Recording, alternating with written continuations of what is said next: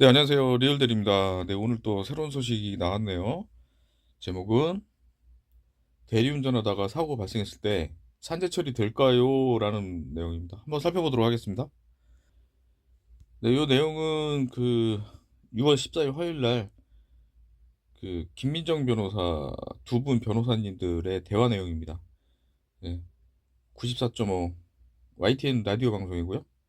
한번 내용 살펴보도록 하겠습니다. 근로기준법상의 근로자라면 산재보험에 반드시 가입되어 있어야 한다. 산재 가입이 안 되어 있는 상황이라도 가입되었어야 하는 것이므로 재해를 당한 근로자는 보험급여 신청을 할 수 있다.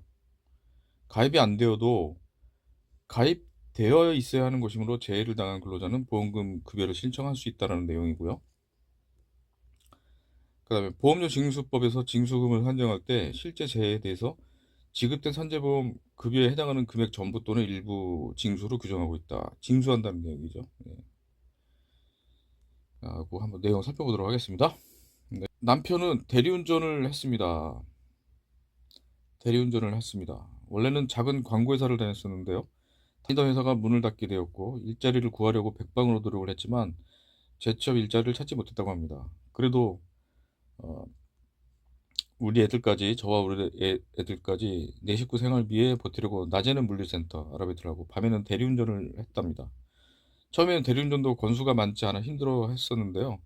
최근에는 콜을 받는 핸드폰 어플이 잘 되어 있고 자신은 젊어서 정보도 빨리 찾고 시스템도 잘 안다면서 콜이 많이 들어오는 업체와 계약을 해서 일하니까 상황이 괜찮은 편이라고 저를 안심시키기도 했죠. 그런데 얼마 전 대리운전 중에 교통사고가 났습니다. 빗길에 차가 미끄러져서 정말 큰 사고로 이어질 뻔했다는데요. 남편은 다리가 부러지고 몸이 상해서 무척 속상했습니다. 저는 남편이 일을 하다 다친 거니까 당연히 치료비를 받을 수 있을 거라 생각을 했는데요. 설상가상으로 산재보험이 가입돼 있지 않은 걸 그제야 알게 됐습니다.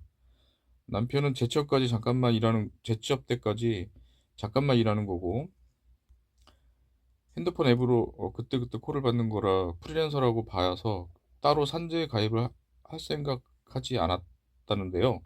치료비가 상당히 나왔고 회복할 때까지도 남편은 일을 못하기 때문에 생활비도 걱정이 돼서 솔직히 너무 막막하답니다. 정말 이럴 때는 방법이 없는 걸까요? 하고 정리를 해보면 대리운전을 하다가 사고가 발생해서 사실은 업무 중에 사고가 발생한 건데요. 그래서 치료비가 필요하고 당분간 일을 할 수 없는 상황인데 산재보험에 가입되어 있지 않아서 걱정을 하고 계신 것 같습니다. 산재에 관련해서 상담을 하다 보면 산재 사고가 났을 때 사업장에서 이 산재보험을 가입하지 않았기 때문에 사고 발생 그 시점에서 산재 가입되어 있지 않아서 이 경우는 산재 보상을 받을 수 없다. 이렇게 생각하는 경우가 굉장히 많답니다. 근데 일반적으로 생각해 보면 예를 들어서 이제 실비보험에 가입되었어야 치료를 받고 실비 청구를 할 수 있는 거고 또 암보험에 들었어야 암 진단을 받았을 때 암 진단금, 향후 치료비 등을 청구할 수 있지. 사실 보험 가입이 안 되어 있으면 보험금 청구가 보험 가입이 안 되어 있으면 보험금 청구가 가능하지 않은 거 아닌가 이런 결론이 자연스러운 거죠. 그런데 지금 우리 변호사님 말씀 들어보니까 산재보험은 그렇지 않다는 얘기인 것 같네요. 네. 네, 맞습니다. 영세하거나 소규모 내지는 신생사업장 또는 관행적으로 산재보험에 가입되어 있지 않는 경우가 종종 있는데요. 그렇지만 근로기준법상의 근로자라면 산재보험법에 반드시 가입되어야 합니다. 산재보험법에서는 근로자를 사용하는 모든 사업장에 적용한다.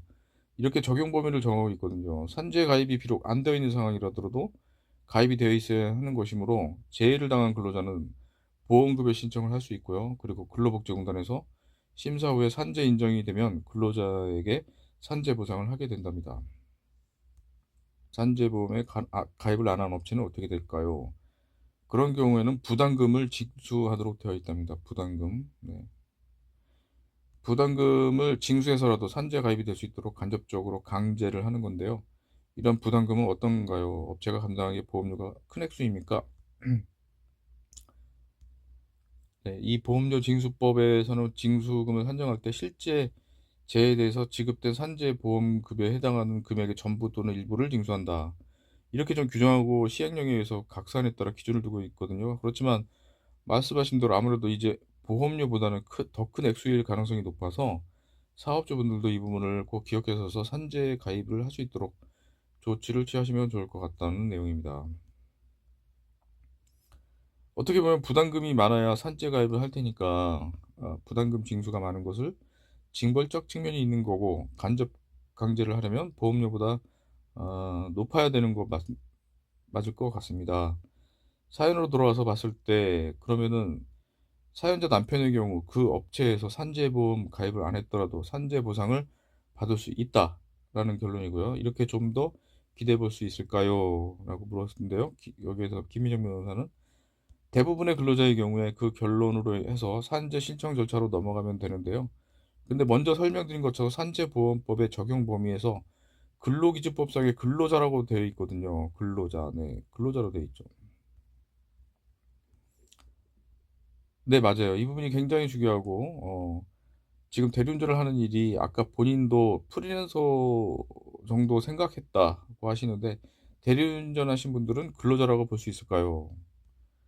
네, 맞습니다. 이 부분이 정말 딱 이제 쟁점이 되는 모든 포인트라고 할 수 있는데요. 대리운전이라는 직종이 사실 특수형태 근로종사자거든요. 근로자하고 유사하게 노무를 제공함에도 불구하고 이 경우 근로기준법상 근로자로 인정되지 않아서 사실 산재보험 적용을 받지 못하는 경우가 많았습니다. 산재보험법에서는 요런 특수 형태 근로종사라는 개념을 도입해서 여기에 해당되면 특례적으로 산재보험을 가입하고 이에 따른 산재보상을 받을 수 있게 하겠다고 규정을 했답니다. 네. 그러네요. 자, 판단이 굉장히 어려운 경우들이 있으니까 특수 형태 근로종사자에 대해서 또 별도로 산재보험법상 규정을 하고 있다고 합니다. 그 직종도 정하고 있고요. 그중에 하나가 대리운전 기사 직종인 거죠. 따라서 그 사연자의 경우 대리운전 기사라면 특례적으로 가입이 되어 있기 때문에 산재보험 산재보험 급여 신청이 가능할 것으로 보인다라는 내용입니다. 특수 형태 근로종사자가 되려면 전속성이라고 해서 주로 하나의 사업의 운영에 필요한 논문이 아니고 이게 노무죠, 노무. 예. 노무를 상시적으로 제공을 해야 한다는 요건도 충족을 해야 하는데, 사연자분께서는 한 업체와 계약해서 일을 한다고 하셔서 이 부분도 문제가 없을 것으로 보인다. 그러니까 전속성 한 업체와만 일을 한다. 이런 부분을 잘 주장해서 산재보험 혜택을 받을 수 있으면 좋겠습니다.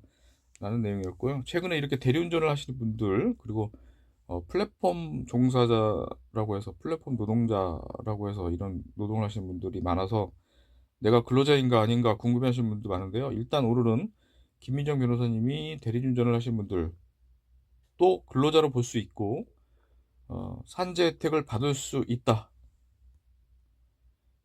산재 혜택을 받을 수 있다라고 하셨고 보험 혜택을 받을 수 있다 설명을 해주셨답니다. 네. 요런 내용이었습니다. 네, 요거는 뭐 지금 관련돼서 또 소식이 나오면은 바로 또 올려드리도록 하겠습니다.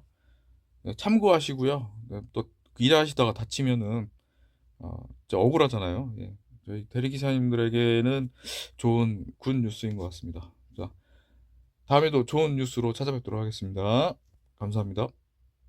영상이 도움이 되셨다면 구독, 좋아요 부탁드립니다. 감사합니다.